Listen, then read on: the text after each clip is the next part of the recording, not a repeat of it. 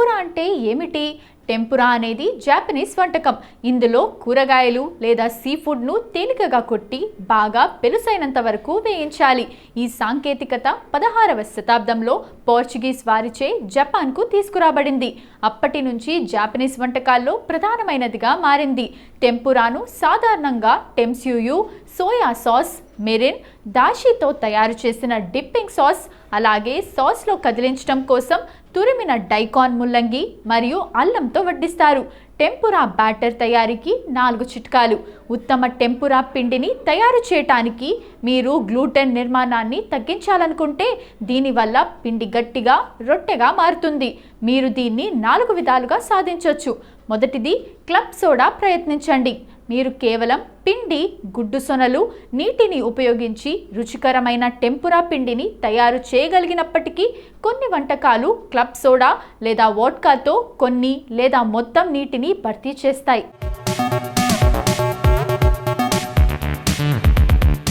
Vodka, club soda రెండు పిండి ద్వారా తక్కువ సులభంగా గ్రహించబడతాయి. కాబట్టి పిండి కేవలం నీటితో చేసిన పిండి కంటే ఎక్కువగా గాలిని కలిగి ఉంటుంది. ఇక రెండవది, పిండిని చల్లగా ఉంచండి. మీ టెంపురా మిశ్రమానికి ఐస్ క్యూబ్లను జోడించడం వల్ల పిండి నీటిని గ్రహించడం కూడా నెమ్మదిస్తుంది. ఎందుకంటే నీరు దాని ఘనస్థితిలో శోధించబడదు. మీ సమయ పాలనలో నైపుణ్యం సాధించండి.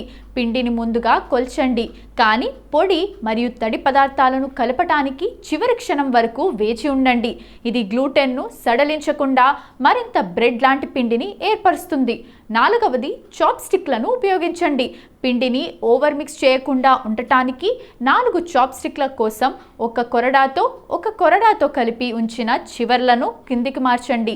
పిండి కలపని ముద్దలు పుష్కలంగా ఉండే వరకు, పిండిలో హెవీ క్రీమ్ యొక్క స్థిరత్వం వచ్చే వరకు మ్యాషింగ్ కదిలించకుండా మోషన్ ఉపయోగించండి.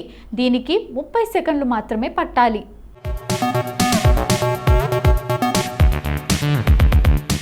టెంపురా కోసం మీరు ఏ రకమైన పిండిని ఉపయోగించాలి?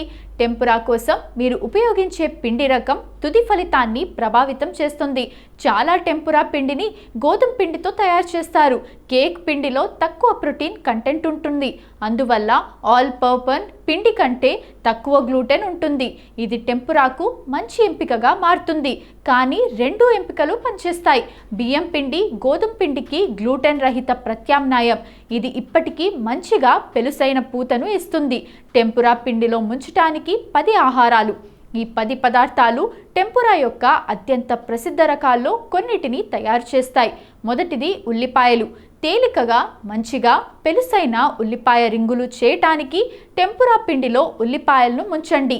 రెండవది, చిలకడ దుంపలు. జాపనీస్ పర్వత యమ్ లేదా సాధారణ చిలకడ దుంపలను ప్రయత్నించండి.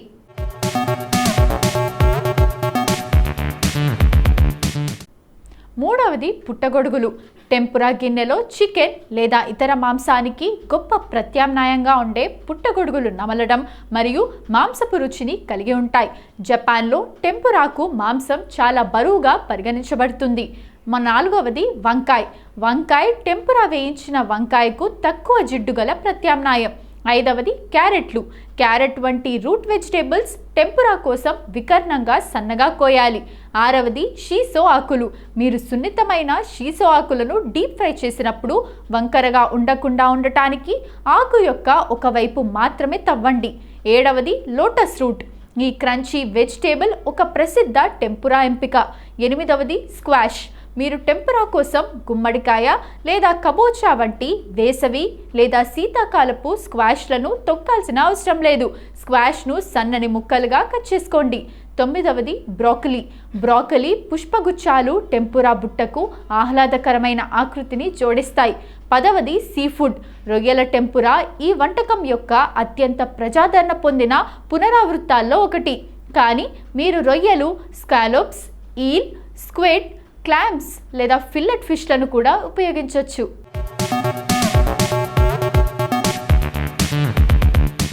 టెంపురా పిండి. టెంపురా జపాన్ నుండి బాగా ప్రసిద్ధి చెందిన వంటకం. ఇందులో కొట్టిన, బాగా వేయించిన సీ ఫుడ్ లేదా కూరగాయలు ఉంటాయి.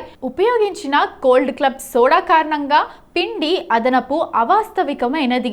ఇతర వేయించిన ఆహారాల మాదిరిగా కాకుండా ఈ టెంపురా పిండి తడిగా లేదా జిడ్డుగా ఉండదు.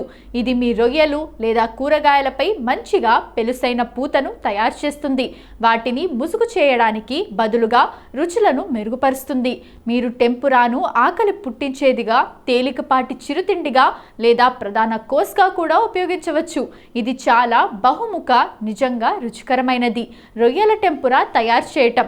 రొయ్యల టెంపురాను తయారు చేస్తున్నప్పుడు మీరు ప్రారంభించడానికి ముందు మీ రొయ్యలు పూర్తిగా కరిగిపోయి ఒలిచిన రూపొందించబడినట్లు నిర్ధారించుకోవాలి. రొయ్యలు చాలా పొడవుగా మరియు నిటారుగా ఉంటాయి.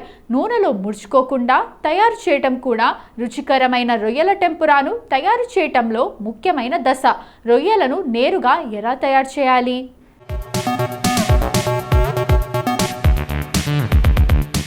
మీ రొయ్యలను చక్కగా నిటారుగా ఉంచడానికి సరళమైన, అత్యంత ప్రభావవంతమైన మార్గం కత్తితో ఒక్కొక్కటి ముందు వెనుక భాగంలో ఒక చిన్న చీలికను కత్తిరించటం.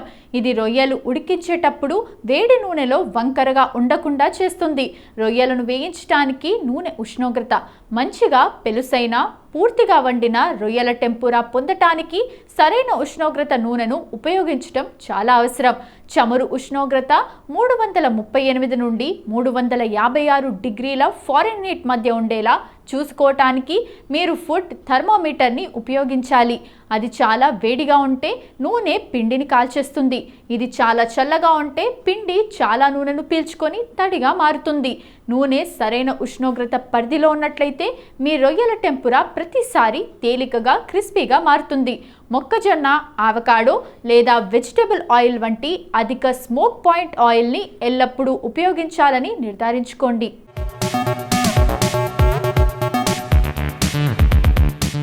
ఇప్పటి వరకు జాతీయ టెంపురా దినోత్సవం గురించి మనకు తెలియని కొన్ని ఆసక్తికరమైన నిజాలు తెలుసుకున్నాం కదా. మరి జనవరి 7వ తేదీన ఒక్కసారి చరిత్రలోకి వెళ్ళి చూస్తే ఎంతోమంది ప్రముఖుల జన్మాలు జరిగాయి. మరి ఒక్కసారి చరిత్ర పుటల్లోకి వెళ్ళి నేడు జన్మించిన ప్రముఖులు ఎవరో తెలుసుకుందాం రండి.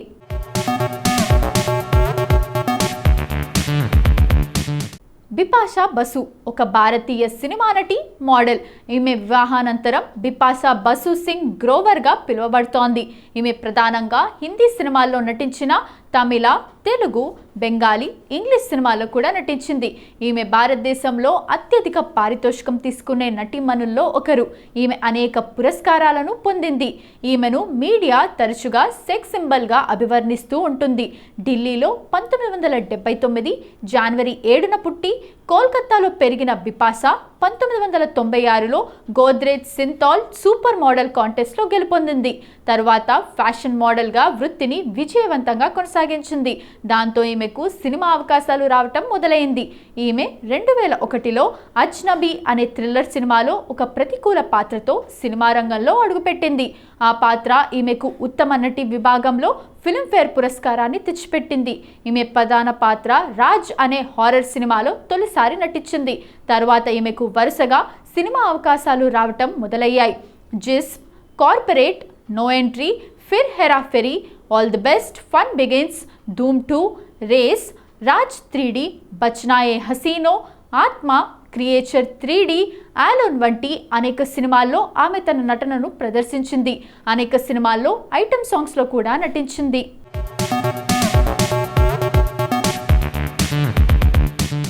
ఇర్ఫాన్ ఖాన్ భారతీయ సినీ నటుడు, నిర్మాత.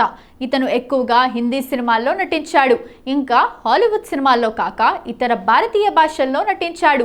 సినీ విమర్శకులు, సమకాలీకులు అతని నటనలో ఉన్న సహజత్వం, పోషించిన వైవిధ్య భరితమైన పాత్రల ఆధారంగా అతన్ని భారతీయ అత్యుత్తమ నటుల్లో ఒకరిగా పేర్కొంటారు. కళారంగంలో కృషి చేసినందుకు గాను భారత ప్రభుత్వం అతనికి 2011లో పద్మశ్రీ పురస్కారాన్ని అందజేసింది. ఇర్ఫాన్ ఖాన్ 1967 జనవరి 7న రాజస్థాన్లోని జైపూర్లో జన్మించాడు. సలాం బాంబే సినిమాలో తొలిసారిగా నటించిన ఇర్ఫాన్ తెలుగులో మహేష్ బాబు హీరోగా నటించిన సైనికుడు సినిమాలో కూడా నటించాడు. బాలీవుడ్ సినిమాలే కాకుండా Slumdog Millionaire, A Mighty Heart, Jurassic World, Life of Pi వంటి హాలీవుడ్ ఉత్తమ చిత్రాల్లో నటించి మంచి పేరును సంపాదించాడు. పాన్ సింగ్ తోమర్ సినిమాకు జాతీయ స్థాయిలో ఉత్తమ నటుడు అవార్డు అందుకున్న ఇర్ఫాన్ చివరిగా అంగ్రేజ్ మీడియం అనే సినిమాలో నటించాడు.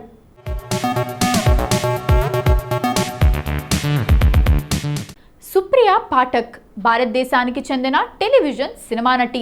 ఆమె ఉత్తమ సహాయ నటిగా 3 ఫిల్మ్ఫేర్ అవార్డులతో సహా పలు అవార్డులను గెలుచుకుంది. సుప్రియా పాఠక్ 1961 జనవరి 7న ముంబై, మహారాష్ట్రలో జన్మించారు. కిచ్డీ ఫ్రాంచైజ్లో హంసా పరేఖ్ పాత్రతో ఆమె విస్తృతమైన గుర్తింపు, ప్రశంసలు పొందింది. ఆమె ఫిల్మ్ఫేర్ ఓటీటీ అవార్డు, 3 ఫిల్మ్ఫేర్ అవార్డులతో సహా అనేక అవార్డులను అందుకుంది. ఆమె 1980లో హిట్ అయిన టీవీ సీరియల్ ఇధర్ ఉధర్లో కూడా నటించింది. నటి దీనా పాఠక్ యొక్క చిన్న కుమార్తె. ఆమె తన రెండవ భర్త నటుడు పంకజ్ కపూర్ను 1988లో వివాహం చేసుకుంది. వీరితో ఆమెకు ఒక కుమార్తె, ఒక కుమారుడు ఉన్నారు. ఆమె సోదరి నటి రత్న పాఠక్ షా నటుడు నసరుద్దీన్ షాను వివాహం చేసుకున్నారు.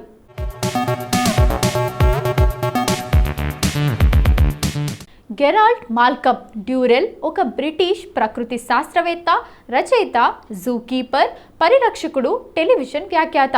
అతను బ్రిటిష్ ఇండియాలోని జంషెద్పూర్లో జనవరి 7, 1925న జన్మించాడు.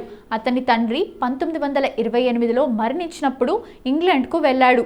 1935లో కుటుంబం కార్పుకు తరలి వెళ్ళింది. రెండవ ప్రపంచ యుద్ధం ప్రారంభమయ్యే ముందు వారు యూకేకి తిరిగి రావటానికి ముందు 4 సంవత్సరాలు అక్కడే ఉన్నారు. 1946లో అతను తన తండ్రి వీలునామా నుండి వారసత్వంగా పొందాడు. అతను బ్రిటిష్ కామెరూన్స్, బ్రిటిష్ గయానాకు జంతువుల సేకరణ యాత్రలకు నిధులు సమకూర్చాడు. అతను 1951లో జాక్వీ రాసెన్ను వివాహం చేసుకున్నాడు. వారి వద్ద చాలా తక్కువ డబ్బు ఉండేది. కామెరూన్లకు అతని మొదటి పర్యటన యొక్క ఖాతాను రాయమని ఆమె అతనిని ఒప్పించింది. ఫలితంగా ది ఓవర్లోడెడ్ ఆర్క్ అనే పేరుతో బాగా అమ్ముడైంది. అతను తన ఇతర పర్యటనల ఖాతాలను రాయడం ప్రారంభించాడు. 1953లో అర్జెంటీనా, పరాగ్వేకు ఒక సాహస యాత్ర జరిగింది. 3 సంవత్సరాల తర్వాత అతను కోర్ఫులో తన సంవత్సరాల ఖాతాని మై ఫ్యామిలీ అండ్ అదర్ యానిమల్స్లో ప్రచురించాడు. ఇది బెస్ట్ సెల్లర్గా మారింది.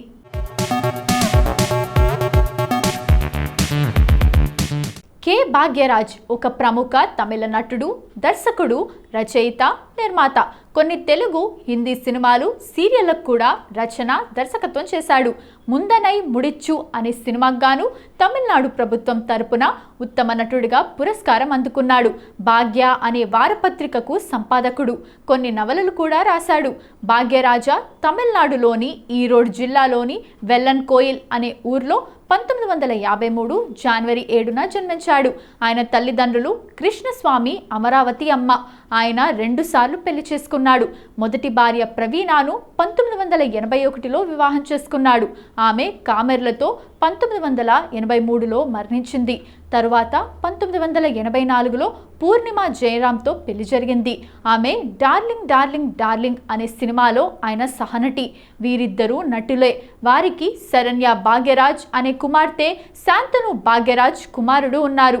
శరణ్య పారిజాతం అనే సినిమాతో, శాంతను సక్కరకట్టి అనే సినిమాతో సినీ రంగంలో ప్రవేశించారు.